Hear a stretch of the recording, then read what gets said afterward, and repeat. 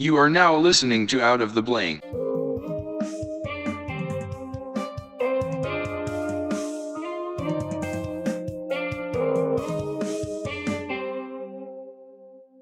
Welcome to Out of the Blank podcast. I'm here with Christy. Do you go by all three of those names? Christy, Kinney, Ogle? I go by Christy Ogle most of the time, but there's several Christy Ogles, so I like to put Kinney in there so people know it's me. Well, Christy, where are you from and what do you do exactly? Well, I am in Waco, Texas area, and I am the CEO and co-founder of Sometimes Spouse, which is a handyman and a household cleaning company. It's not an escort service. Yeah, it sounded a little bit like an escort service, like Match.com or CougarsMeet.com. You know, Yeah. what's funny is, how did you start getting into that business, Sometimes Spouse? Well, actually, it's a funny story. So we were, it started about 6 years ago. I was a social worker. My husband was a Harley Davidson mechanic, and my best friend was also a social worker. We were living this kind of box life. We were living a life that we'd wake up in the morning and we'd eat box cereal, and then we'd drive in our box cars to work. And then I'd work on a box all day long, and I'd get a box lunch, and then I'd work on the box a little bit longer, and I'd drive that box car back home. And when I'd get home, I'd make dinner out of a box because we were living paycheck to paycheck at that point. It was usually hot dogs and macaroni and cheese because that's all that we could afford. That's the life. And, yeah, and then we'd watch the box for 3 or 4 hours and go to sleep, and it'd be wake up, repeat over and over and over again. And one night when I was watching the box, Lester Holt came on TV on the NBC Nightly News, and he was talking about this woman in the South that had started an organization business. And with this organization business, she'd left her corporate job making $40K a year to do her organization business within one full year. And I thought, well, if this lady can do it, surely I can do it. So I rewound it, watched it again, rewound it, watched it again. And my husband got home, and I told him all about this woman, but I didn't want to do organization because I'm not very organized. And I said, why don't we do handyman and household cleaning services? Because my husband's really handy. And he said, that's a pretty good idea. And I said, well, I really don't want to clean that much. So I'm going to rope in my best friend, Crystal, and let's start this little business so we can make a little bit of extra money. Instead of living paycheck to paycheck, let's have a little bit of extra money in the bank at the end of every week. So you felt like you had an idea because your life kind of seemed a little bit like it was going on the same kind of routine every single day. You feel like you wanted to cut the corners from that box that you were living in, and you wanted to go out and expand. So what was the main point of it all? Was it just to open up to mothers, or because I was kind of reading on your Sometimes Spouse profile, like you were talking about the days that, until your kid becomes 18 and, goes off and does his own things, you have a limited amount of time. You're basically giving people like a service where they can hire you to do the things so they can spend more times with their family. Yeah, you only have about 940 Saturdays before your kids, between the time that they're born and the time they go off to college. So that's what we do is we help moms and dads that are busy professionals do handyman and household cleaning services. And originally that wasn't what we intended. We intended to help single moms and older people. But as we've kind of escalated the business, we've found that it's busy millennials that don't have time to take care of those honeydews. So that's where we step in and we take care of them for them so they have more time with their families, so they don't have to spend their weekends taking care of home cleaning or those honeydews like doorknobs and thresholds and painting and all that. So we'll take care of it for them. I'm guessing you're a giant enthusiast for when it comes to spending time with your family and creating memories. Yes, sir. I am. Before Sometimes Spouse, I was a social worker working about 60, 80 hours a week. My husband was the same way. We missed out on basketball and choir, and we were always worried about work. We weren't present with the kiddos. Most families only spend about 36 minutes together a day, and it's usually on one of these, a screen of some sort. So we're big components of putting everything down. We'll take care of the honeydews, and you make memories with your family. Get off your phone.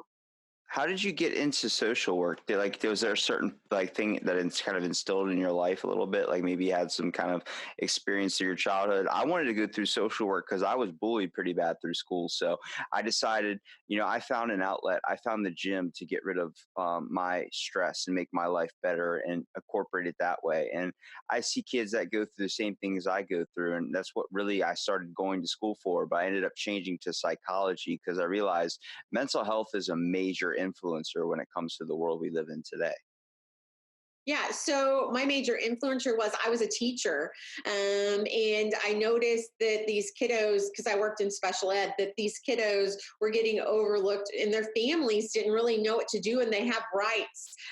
So I actually became an advocate for kiddos with autism and intellectual disabilities, and to help them learn how to navigate through the social system and also through teaching through the education system. So I became a big proponent for advocating for your child. I actually helped write a system that enabled families to be able to kind of take control, because everybody has value, and everybody can have their dreams come true. So that's one thing that I did when I was a social worker for about 10 years.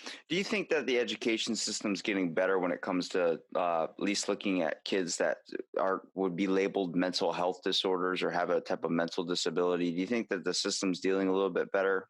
I feel like it's reliant a little bit less on medication nowadays, more focused on nutrition. Because through my years of schooling, nobody gave a shit about me. Nobody took the time. They thought since I had ADHD, I needed to be put on pills immediately. Very few teachers, I only have 3 that have really gave me faith back into the system again. I actually had one of them on my podcast, and hearing her talk and how she's been doing it for 30 years now, and she's been experiencing helping these children, fully involved into their lives to the point where it's like she knows everything that's going on there. She's like, I feel drained sometimes because I see what these kids are going through. And I hear that, and I'm like, wow, I'm a piece of shit. And she's like, what do you mean? I'm like, you're doing so much to help the world. And she goes, you just got to understand where you can make a difference. And I heard that, and I thought, I could help people. I work at a hotel during the day. Uh-huh. It's not what I want to do for the rest of my life. I actually had one case I can say. This one dad was like, I was just talking to him, and then I was telling him, yeah, man. And he's like, you're physically fit. I'm like, thanks. I worked hard for it just because I had a really bad experience through my years of development. And he was like, dude, my son, all he does is he's fat, plays video games, doesn't want to do anything. And it's like, afraid he's going to be a loser. And I'm like, can I talk to your kid? And I eventually went in because I think they were checking out on one of my days off. So I went in on my day off, and I found the guy when he was leaving. And I was like, hey, man, can I talk to your kid? Like you said, And he's like, yeah, for real. Let me get him down here. He comes, brings his kid to me. This kid was not overweight, was not anything. I was Uh-huh. like, dude, you're a kid, man. You like playing video games? Do it, man.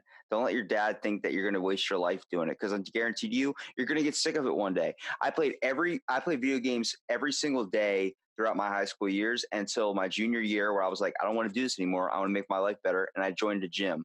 That was 7 years ago, and I've been going every day since. I got a passion. I got a drive that got me going and got my ass in the gym and got my ass like feeling way better about myself. Yeah, I'm a little bit focused on looks, but at the same time, I told him, I was like, you're going to have something that's going to click in your head one day that you're going to want to pursue. And this kid just looked at me like, really? I'm like, yeah, like, I'm not even trying to motivate you here. Just understand you're a person. You go through some shit. Like, nobody wants to go out every single day and go have fun outside. Sometimes it's too damn hot. Sometimes you want to sit in the house. I'm like, just enjoy your life, bro.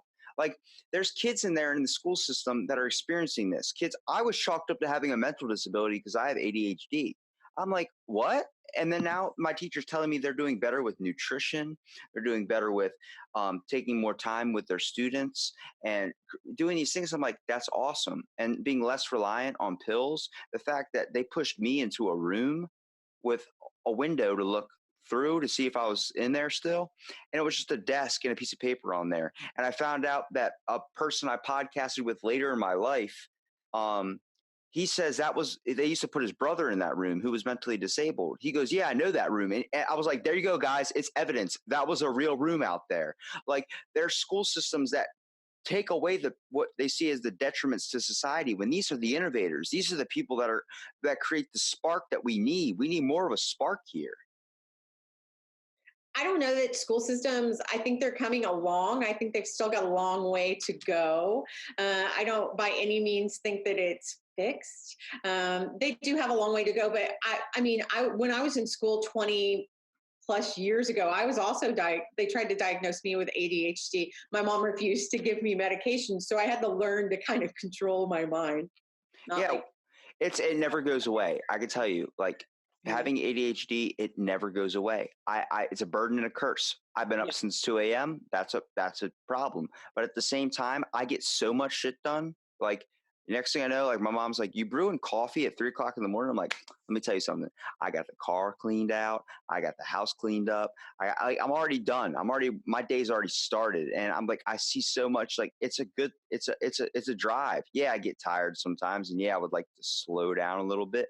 But seeing when I'm podcasting and seeing someone that's interested in doing something, like whether it's helping people or giving mothers, whatever you want to say, more time to help or be able to spend with their kids, those are moments we don't experience anymore. Kids don't experience moments with their family anymore. Have you seen the statistics on family dinners anymore, or family just eating together?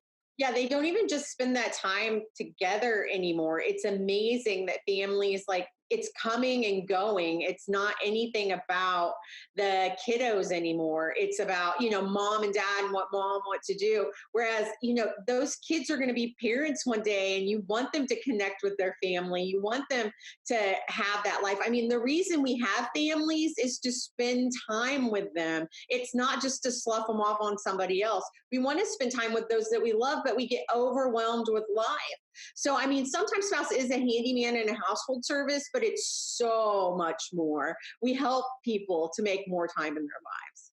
Yeah, it's the fact that, like, Netflix is more important than your family nowadays. It's like you're gonna miss those moments when they're gone. Like, I still think about those moments when I was a little kid, and my mom or dad would come up with a sandwich sliced up because I was playing video games for like 3 days straight, no sleep, and they're like, "You need to come down and get some food in your body or something." I'm like, "I'm good," and they just place it in front of me, like, "It's here, it's right here, okay." I'm backing away slowly, okay. I'm gonna shut the door. All right, you're good to go.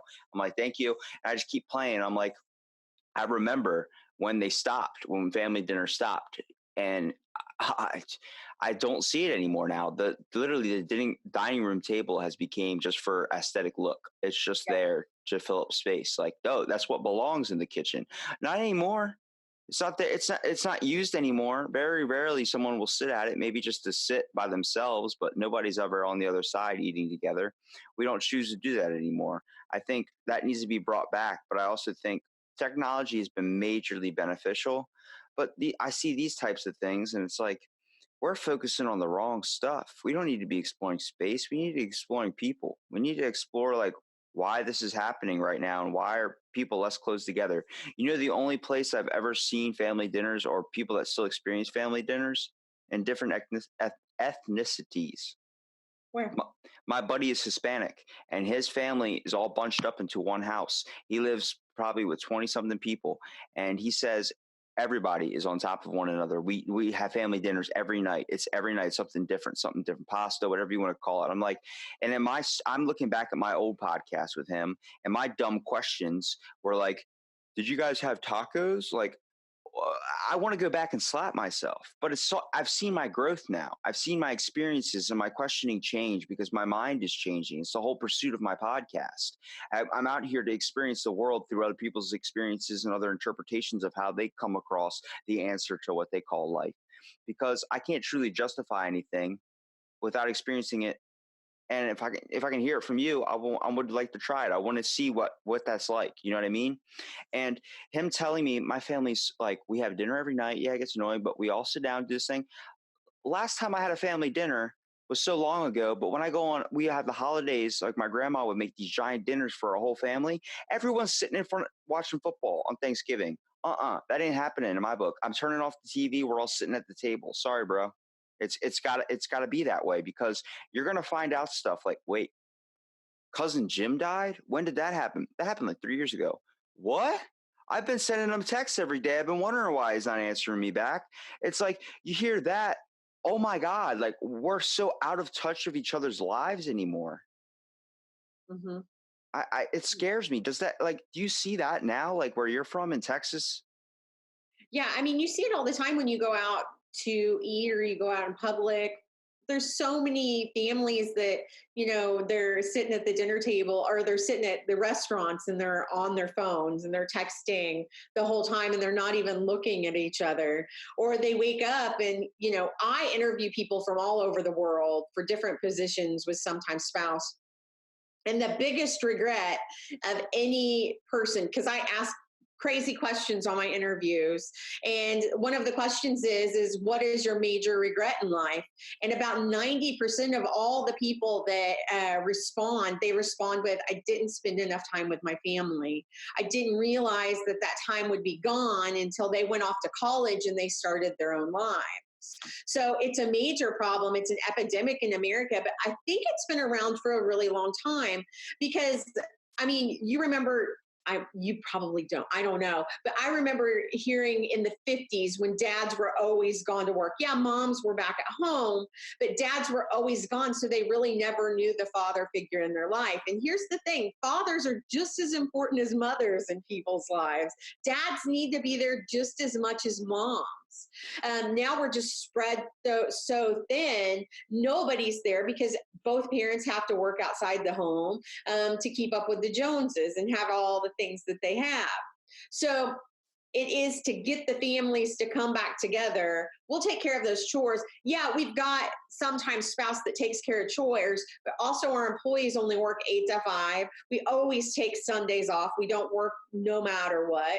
And then we also do it for our franchisees and people that have gotten in business with sometimes spouse because they get freedom, flexibility to put their family first. They also make great money with sometimes spouse. So we do it in several different ways with the business, not just taking care of handyman and household cleaning chores, which is amazing, but we do it. That's our mission. That's our culture. That's our vision of our company. We want to help 1,204,732 people be able to put their family first. And that means we can't just do it one way. We do it in so many different avenues with our business to bring people together.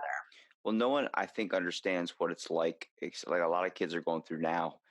It's hard for them to relate to older people when it comes to what it's like to grow up alone. And by that, like I had a brother that was supposed to be babysitting me, but my brother was 4 years older than me. So you're expecting a 13-year-old to be babysitted by a 17-year-old, like 18-year-old almost. Like he's out already skateboarding, doing out his own thing, driving around, doing whatever he wants. I was left at home, and you know what my structure was my Xbox. That was the only personal thing I had to connect to. And you know what? When my parents got mad at me, the first thing they thought was a problem was because of the Xbox. They thought it was that. So they were trying to take away something, and they wonder why I got so attached to it. Like I would get so crazed when someone would be like, we're taking the Xbox away. I'm like, don't you dare. I would freak out because that's the only way I could connect to my friends. And then once I hit 15, 16, my transportation obviously changed. You know, I decided I can ride my bike to my buddy's house, go spend the night over there. I wasn't home for a whole summer. Like at the point where my buddy's dad was like, dude, I'm going to buy you a toothbrush and I'm going to show you how our shower works. Okay. And it's like that whole thing, like my dad would text me like, you okay? Like, do you need money? He just dropped me off money because my parents worked 2 jobs. My parents were DJs and radio broadcasters. So they weren't ever home, like maybe 3 hours. And my dad, for that 3 hours, it'd be like when I just got home from school and I had to practice drums because before the neighbors got home, I would play drums in the garage. So my dad would go out at night if he wasn't DJing, and he would play in a gig in a Kiss tribute band. I don't know if you know who Kiss is, but yeah, yeah. So he played in a Kiss tribute band, and then he would be like, he's like, I'm trying to sleep. I got 3 hours to get home. I'm like, sorry, Dad, I won't play drums. He goes, no, play drums. Hit them hard, dude. He goes, because that soothes me. I like that. And the fact that he would come in, He'd be like, "Hey, I'm gonna lay down on the couch right here in the garage and just play drums, dude. Like, just relax." He just wanted to be in the same room as me because he knew how important that was. Because even though I was playing drums and I was just hitting it, and he was just sleeping on the couch, he would still, like, if I stopped, he goes, if you hit your foot at the same time you're hitting that snare, it's going to sound a little bit better if you can create a beat with it. I'm like, really? And I'm like, oh my God. He's like, here, I'll teach you how to play a good Kiss song. Then he would just get up and do it, even though he was extremely tired. He always they always crafted out the time to make dinners. They always crafted out the time. In that couple hours they were home. But Amazing. when you see that, and like being an adult now, I am so appreciative of that because that meant so much to me. But back then I was overlooking it because I thought I had nobody, because most of the time I was alone. Most of the time all I had was my Xbox. Most of the time I was by myself with my thoughts. Or it's very hard for children nowadays to know that a parent truly does care about you, but sometimes they don't have the option to be there. You can't tell me a mother of 3 that has to work 2 jobs is going to have enough time to make family dinners every single night. It's not going to happen. Sometimes your easiest option is McDonald's. I don't think it should be that. I don't think it should be that option. I think there should still be time. You should be able to survive.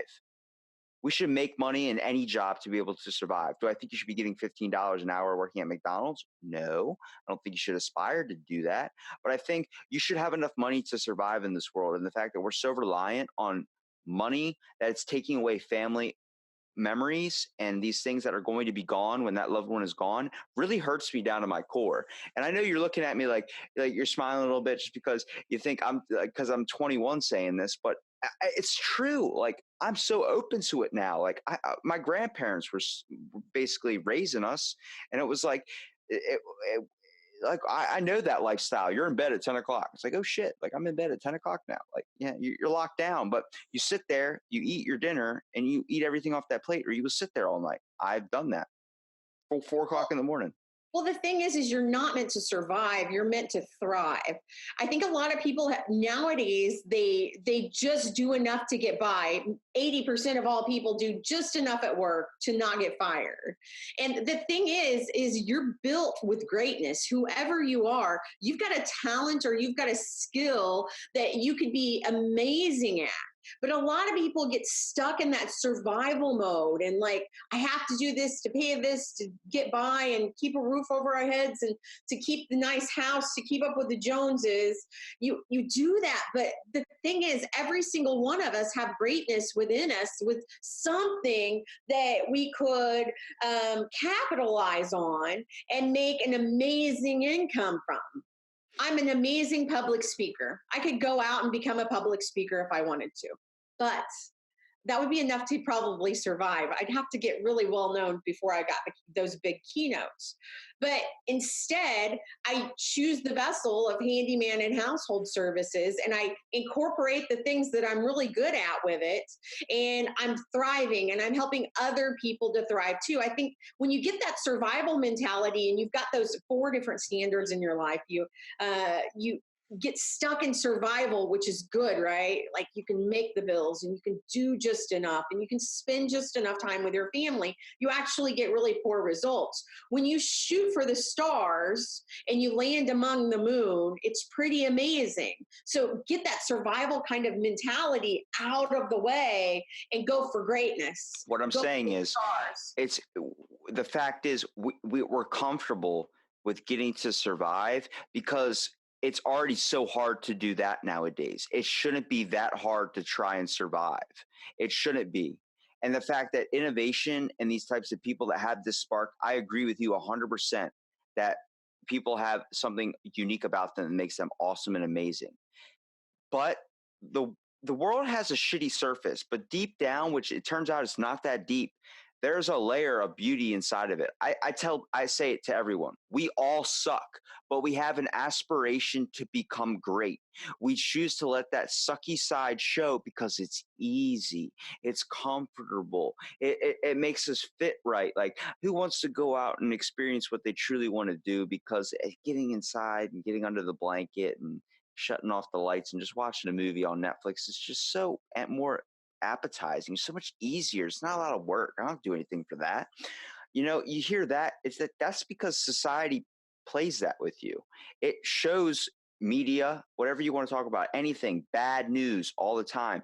And it's always been there. There's always been a shooting. There's always been a crime. There's always been, it just has such a bigger platform now to reach you. It's the first thing you look on your phone. It's something Amber Alert. I'm like, oh God, like, what's the point of going out today? There's a kid missing in freaking Idaho. It's like, that's always been there.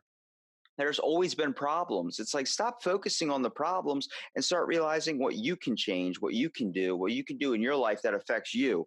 Okay. You go to the store and have an interaction with somebody, you could impact them heavily depending on how you act because of the problems you're holding on to.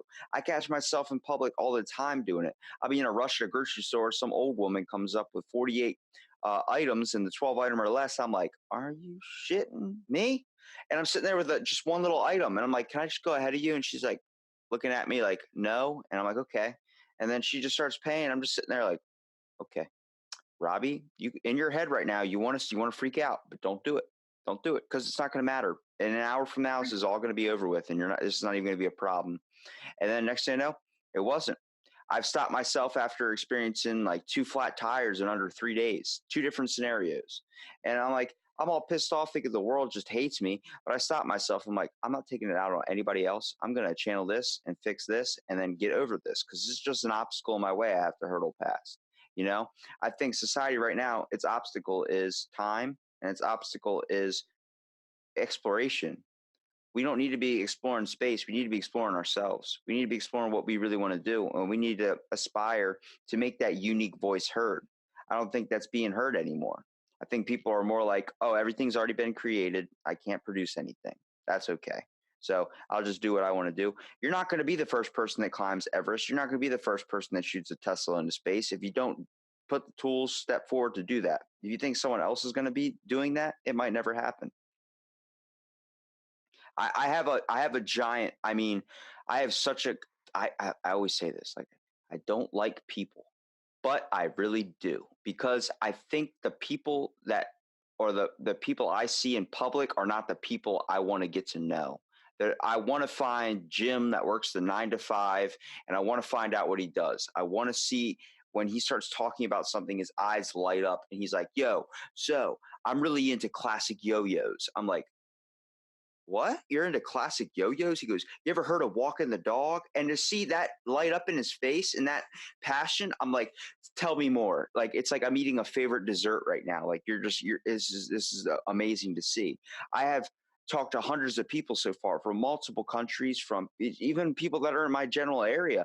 Hell, I lived next to this guy for 6 years. I decide like, hey man, what's up? He goes, hey, what's up? It's like, my name's Robbie. We've lived next to each other for 6 years. I've never said a word to you. It's nice to meet you, man. He goes, hey, my name's Jim. Do you want to see inside my house? I got a bunch of stained glass I make. I'm like, dude, if you were going to kill me, you would have did that like a while ago. So show me. Brings me to his house. Inside of it, all beautiful stained glass. I'm like, holy crap, man. He goes, this is my passion. And he just starts going off about it. I'm just sitting there like, wow, we don't even take time to know our neighbor anymore. Like we don't even, besides knowing our own family anymore, but taking the time to know the guy right next to us that lives next to us. I think, do you think that society will change with this? Do you think it's going to become more influence, I guess, for people to want to explore other things besides like their passions, but people in general? Well, a lot of the problem is everybody's got their head stuck in the phones. That's one thing that it's like the remote control of our lives now is you could be sitting and having an amazing day and get a text from somebody that really throws you off. So you've got to put that remote control of your life down and you have to really live your life because when you're on your deathbed and people, your family's surrounding you and they're talking about stuff, they're not going to say, remember that meme, that great meme that you sent me off Facebook or whatever. And it's not going to be that. They're going to remember the memories that you've made. They're going to remember the times that you spent together, the silly stories that you told around the dinner table. That's what they're going to remember. So to really advance as a society, we have to put the phone down and make memories with the people that we love. That's why we have families, is to spend time with those that we love. most people don't even get to spend time with their kids because they're going here and there and everywhere. I'm lucky all three of my children work at Sometime Spouse. I'm lucky my best friend works at Sometime Spouse. My husband is the COO at Sometime Spouse. I actually get to live the life that I choose to live with the people I choose to have in my family. And that's pretty amazing. Whereas most families spend 36 minutes together a day, and literally they're playing on that remote control of their lives. So, I mean, if you really are invested and you really want to spend that time with your family, you have to put the phone down and quit Netflixing. You can find time to do what you want to do. You can find that time for the yo-yo by not spending 10 to 12 hours a week on Netflix. Instead, invested in something that you want to do. That's the way to create the life that you want, because whatever is your life is the reality that you have created. And whatever it is, you can create it. Everything's been just a thought before it was created.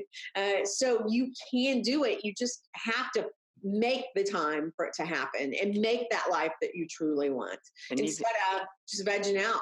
even if you don't have time to make dinner, just going out somewhere to eat too. Like if you're too tired, just experiencing that. I don't know the last time I went to an Applebee's or TGI Fridays with my grandparents, were the ones that took us all the time. And I remember sitting there. My brother, obviously older than me, was just sitting on his phone. He was in high school years at the time. I was in middle school. I didn't really have a lot of friends, so I was sitting there just kind of talking to my grandparents. But I hear my grandpa tell the same stories over and over again. And like now, he just doesn't even really say anything anymore. And I'm like, hey man, why don't you tell me that time? He goes, you already heard it. And I'm like, yeah, but I was kind of wondering about that. And I would just get him to tell the story again, because it's stuff I miss. Like there's moments I think about, like they'll call me on my birthday, like, hey, do you feel like going out to eat tonight? And I am born on the worst day to go out anywhere in the world. I'm born on December 31st. So if you're going out to eat that night, it's a 3-hour wait time anywhere. And let me tell you, 3 years ago was the last time I went with them. And it was a 2-hour wait at Outback. And then it was like, Applebee's like, it's going to be 45 minutes. And then as soon as we sat to wait, they were like, come on in. So we're sitting there talking and we're just laughing again. Like that conversation, like I have a little mobile recorder that I wanted to start bringing like to places just everywhere around the world, because like I want to podcast with random people that I meet, like, hey, what's your story? But at the same time, having it set at a dinner table or having it set in like an out restaurant environment, there's things that are said there that you don't remember exactly what you talk about, but it was good conversation, where afterwards you don't just feel satisfied from the meal, you feel satisfied with just the talk and the connection you have with these people. Do you still do family dinners like that, or do you still try and go out to eat with your family? Oh yeah, all the time. We have family dinners. I actually meal plan, and my kids help me to meal plan because they're all teenagers, and we eat together every single night. Now, if the kids are working, because they do have other jobs along with sometimes spouse, if they're working, we miss that dinner together. But we always connect every single day in one way, shape, or form. Do you find that there's a lot of people usually in the types of restaurant, I guess, outings you go to, or do you find that there's like very few? Because back in the days, it used to be packed, like to the point where you'd have to always be waiting for a table. I feel like now you go in, there's a couple families in there, but not a whole lot. Well, I live in Waco, Texas. So Waco, Texas is always super busy because we are at the home of Fixer Upper, which is Chip and Joanna Gaines. Fixer Upper, we've got a Fixer Upper effect here. So all the time, everything is packed in Waco, Texas. So there's always families eating together, and people actually come to Waco to vacation now. It's the number one destination for tourists in Texas right now because these silos that they've built. So it's pretty amazing. And there's always people here. And, probably about 75% of all the people sitting at tables, 50 to 75%, they're always on a phone of some sort. I even saw like a 2-year-old the other day that wasn't interacting with the family. They were just on mom's cell phone because to shut them up, they give them the phone, right? Just be quiet so we can eat dinner. That's not really teaching the kids from the very beginning to have conversations with their family. So, like, put that remote control of your life down and spend time with your family. Even if it's 2-year-old, they've got something they're watching, they're interacting, and you're really teaching them to sit on the phone instead of interact and communicate and learn those social skills that they have to learn, because life's tough if you don't have social skills. I think this is a lot of people don't understand the social need. Like, you ever played the game Sims? I don't know if you've ever heard of it, but it's I've like heard of it. I remember it. it's like a life interaction game. I'm not talking about the one where you build cities, but more like you get to control your own person. There's a bathroom meter. There's all these things that are like everyday skills you have to do to keep your sim alive. There's also a social skill. If you don't talk to people, you don't have interaction with people for a very long time. When someone does interact with you, it feels like someone hugged your soul. It feels like Hmm. someone gave you, like, you accomplished something, like, wow, I didn't know I needed that. Now, when it comes to family dinners, when it comes to these types of situations, these moments that you experience with your family, like camping, I used to do that all the time. I don't do that anymore. I think it's very, very hard when it comes to money, when it comes to a lot of things that people are reliant on now that control their lives nowadays. Not only just technology, but I stopped my cousin the other day who was using his phone, um, when he was like just on it constantly, and we're all just sitting here trying to have a conversation. I'm like, dude, what do you want from the store? He's on his phone. Hello, hello, hello. I ended up grabbing it, and just shutting it off. Like, sorry, man. Like, what do you want? You know what I do now? When I go into the store, I leave my phone in the car, turn it on silent, just go inside the store, because I'll walk around the store and I'll be like, oh shit, like, I know, I'm looking around, I'm noticing they changed it up a little bit. Like, when'd you guys add that there? That was added about 2 years ago. Whoa, that's crazy. 2 years ago, really? It's been that long since I've been off my phone when I'm in the grocery store. And then now kids are looking down at their phone the whole time and walking straight, and they'll bump into you, and then they won't apologize. Oh, don't do that to me, because I will say something. I will be like, excuse me? And they'll be like, what? I'm like, you're getting mad at me because you bumped into me. Like, watch where you're walking. I'm like, buddy, you're Where do you 14 live? years old. I live in Ocean City, Maryland. I live like kind of a couple hours away from Baltimore. But I'm a giant tourist town. So right now, our summer's busy. Bars, we have bars on like practically every street, clubs, all these types of things. So, like, we have a popular attraction called the Boardwalk. It's about 2.5 miles of nothing but like wood, and you just walk it. It's got carnival games on it. It's right next to the beach, so you get to look at that too. But like, there's nothing. Everybody, I'll walk by. There's a Hooters on the side and everything like that, and people are just all sitting on their phones. I'm like, you killed Hooters. The whole idea of Hooters was you're looking at hoots, and now you're looking at your cell phone. Like, what? Like, when did that happen? And the fact that, like, everybody's just sitting there, just done, just bored. Like, I just like, why am I sitting at a dinner table when I could be Skyping, or why I could be watching Netflix, or why I could be doing like, what? Like, you're losing this moment. You understand that dinner check is going to come. You're not going to remember what the hell you did. You're just going to spend $60 on nothing. The whole reason why food's so expensive at restaurants is uh, money, obviously, but at the same time, it's atmosphere. It's that memory you create. You don't get that anymore. You know, my dad's friend does local trivia nights at Hooters and all these types of things. Like, hey, like, come on, like, he's the guy announcing it, but he tries to get people connected. Like, he'll shut people's phones off when he's doing trivia. Like, come on, pay attention. Like, get into it with your family. Okay, get interactive. Next thing you know, the families are all into it. They're winning prizes, and it opens it up. I feel like there should be more people that are willing to at least shut the phone off for a little bit. I think if you take a day off your phone, you're not going to miss anything important. Like, no, No, no, you won't. no, no new technology is gonna come out. I mean, obviously there's points you need to have it on you. Definitely when it comes to emergency scenarios, it's a benefit. But you don't need to. You don't need to record anything. Like, stand-up comedians nowadays don't want recordings at their performance. Like, if they see the phone pop up, they get upset, because live in the moment. It's going to be recorded on TV. So you can see it through there. When are you going to actually watch it on your phone? You're paying more attention to the screen than the actual performance you paid for. Yep. That's scary for me. I'm afraid, because just still kind of being at the start of my like adult years. It's like I only see it getting worse. I don't see it changing. I can do as much as I can possible, but I think the overall my goal is here, just turn into a freaking Amish person and live out in the country or something. They got it right. The Amish, oh my God, they have no worries when it comes to technology. Like, hey, what's your phone number? I don't have one of those. What? I don't have one of those. Do you have a social security number? I don't know. It's like, okay, just walk away. It's like, all right, that guy's living the best life. Yep. Yep. He's not worrying about what's going on the news every single night. And He's worried about his family. he's worried about when he's gonna, like, how he's gonna feed his family. Like, have you ever seen an Amish person work? That'll humble you. That'll be like, oh my God, like I need to do more with my life.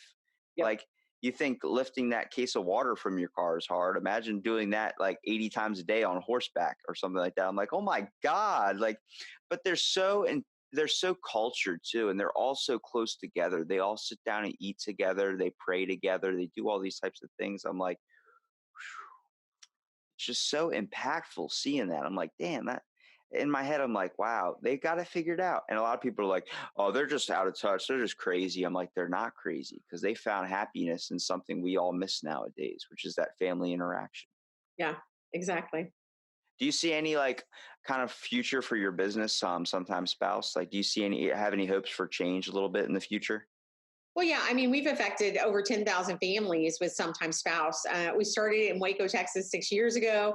We started duplicating ourselves in franchising just 3 years ago. And now we're the largest handyman and household franchise in the world. So we're affecting families every single day. And I've duplicated myself over and over and over again. So I've got affiliates, if you want to call them that, all over the state of Texas and beyond. So I see that we're affecting change with sometimes spouse. We're helping people get more time with their families. So it's just more duplicating to help more and more people. And we hope to get to 1,204,732 people that we've affected and helped them to be able to put family first within the next 20 years. And I appreciate that someone out there is doing something like that, because I think a lot of people are losing the idea of what it even means to have a family interaction anymore. I think it's going to become a lost art. Writing is being like out of our system nowadays. Kids aren't really. It's going to, in our schools they don't need to write anymore. They just have a tablet in front of them. It's the typing's becoming a thing. I'm like, it's adapting to a new form, but that form's not good. I like reading a good book. I'm telling you, feeling that crinkleness of a page, feeling that like that basic need. Like, I don't know cursive. I literally don't know how to write cursive because they stopped teaching it in my school. It just seemed like it's dead. You don't need to be learning cursive anymore. It's like, what? Like, everyone signs their checks in cursive and mine looks like I am mentally challenged. Like, I can't be professional because I don't know cursive. Yeah, I could take the time to learn it on my own, but why isn't that not taught in the education system anymore? What needs to be taught nowadays is what we need to survive and what we need to actually going to need to focus on in life. I don't need to be learning trigonometry if I don't want to learn it, because it's not going to affect me in my everyday life. What I need to be learning is maybe how to balance a checkbook, maybe how to solve the problem with quicksand, because apparently that's a big thing. I want to know how to be able to balance my checkbook. I want to know the life skills I need to get my life in a good position to have moments with my family, to be able to set myself aside. I'm working my ass off, taking school, so many classes at once to get it done, because I don't want to waste any time that I could be having in the future with more people or just my children in general, if I choose to have some. Mhm. The whole idea is you need, like, you chalked it up to the beginning before, with men seen as the go work figure and the women seen as in the kitchen or in whatever home style thing. That's all from a stupid ape study back in like 19 something. And it was all because they had a couple hundred chimps from male and female. They had two items placed in front of them. One was a teddy bear and one was a truck. All the male chimps went to the truck. Only very few male chimps went to the teddy bear, and those males were seen as sensitive. And all the females basically went to the monkey or a little stuffed animal and started holding it and nurturing it like a little baby. And they thought that was the aspect, that was the difference between men and female, the nurture nature aspect. And I'm like, you'll find that anywhere, man. A mom can be the dad. A dad can be the mom. I've talked to friends of mine that just want to be a dad with their career. They just want to sit at home and they just want to not be lazy and watch TV, but they want to clean. They want to do all the family necessities. They want to pack their kids lunch. They want to do. I've some of my friends are dads that are doing that, but they think it's ridiculous, and they get looked at stupid. They go to the grocery store like, oh, I bet what, your wife wears the pants? No, it's a mutual relationship. It's not 50-50. It's 100-100. You got to give it all, both sides. You can't shortcut anything. You can't expect the other person to fill up the other half. You have to do it yourself too. And if the woman wants to go out and work and then care for the whole family, bring home the money and do all that, hell, go ahead. I'll be more than happy to sit at home and podcast all day with people. Go ahead. It's the whole aspect. Like, you have to be able to you can't make justifications like that, but you have to make ends meet on both sides. You have to put in your effort, yet they have to put in their effort. And you can't label anything as a male or a male or female thing. You just can't do that. That's already specifying, and that's classifying out so many things. So many people wanted to vote for Hillary because she wanted to be a woman president, even though she did all this corrupt, nasty stuff. First of all, nobody should be president. It's a stupid, ridiculous job that not one person should be able to control all these people. So everyone's going to have a problem no matter who the president is. I think the whole aspect is we need to understand every job is suited for who it's suited for. Doesn't matter if, you're not suited, obviously, for something that you wouldn't be comfortable doing. So don't do it. Don't feel like just because you're a woman, you can't do it, and you feel like you want to take your empowerment that way. I've talked to a 19-year-old Muslim woman who wrote an empowerment book. Okay.